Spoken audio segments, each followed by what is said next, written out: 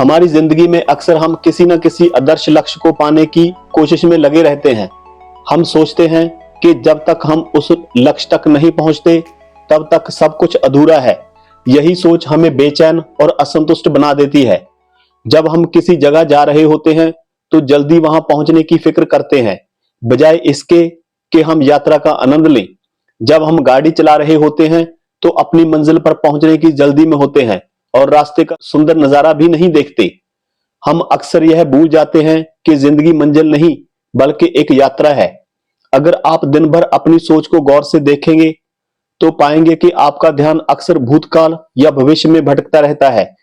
जब हम किसी काम में होते हैं तो हमारा ध्यान उसके नतीजे पर होता है, बजाय उसके कि हम खुद काम करने की प्रक्रिया को एंजॉय करें। हमारी यह सोच हमें तनाव और अधीरता से भर देती है।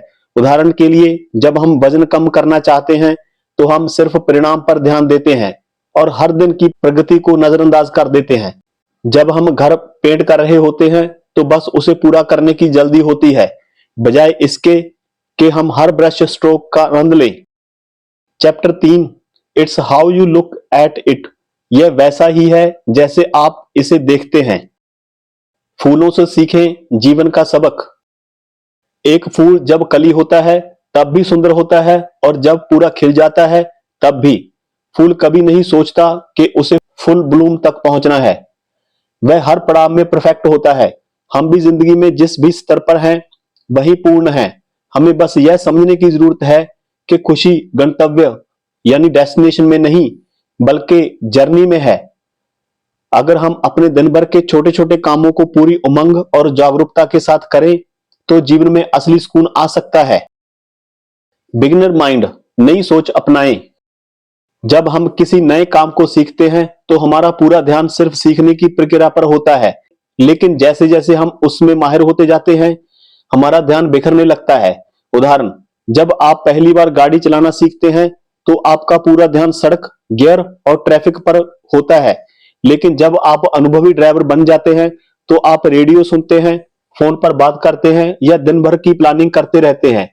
अगर आप फिर से उसी फोकस के साथ गाड़ी चलाने की कोशिश करें तो आपको एहसास होगा कि ध्यान को केंद्रित रखना कितना मुश्किल है।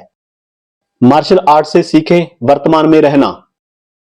मार्शल आर्ट्स केवल लड़ने की कला नहीं है बल्कि यह हमें सिखाती है कि हर पल पूरी तरह जागरूक रहना जरूरी है।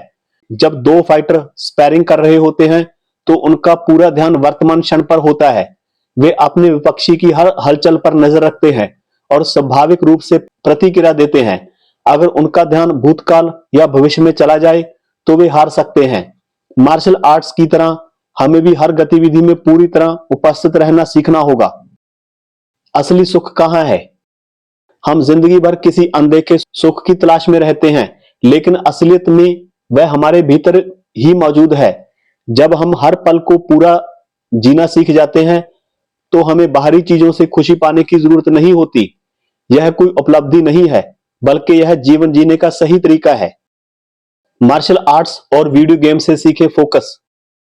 मार्शल आर्ट्स में अगर आपका ध्यान भटकता है तो आपको चोट लग सकती है, इसीलिए वहां आपका पूरा ध्यान वर्तमान क्षण पर होता है। वीडियो गेम में भी यही होता है। खिलाड़ी स्कोर के बारे में जानते हैं लेकिन वे पूरी तरह खेल की प्रक्रिया में डूबे रहते हैं। अगर वे ज्यादा स्कोर देखने में व्यस्त हो जाएं तो खेल हार सकते हैं। सीख, जब हम किसी भी चीज में पूरी तरह लीन हो जाते हैं तो हम स्वाभाविक रूप से वर्तमान में रहना सीखते हैं। धन्यवाद।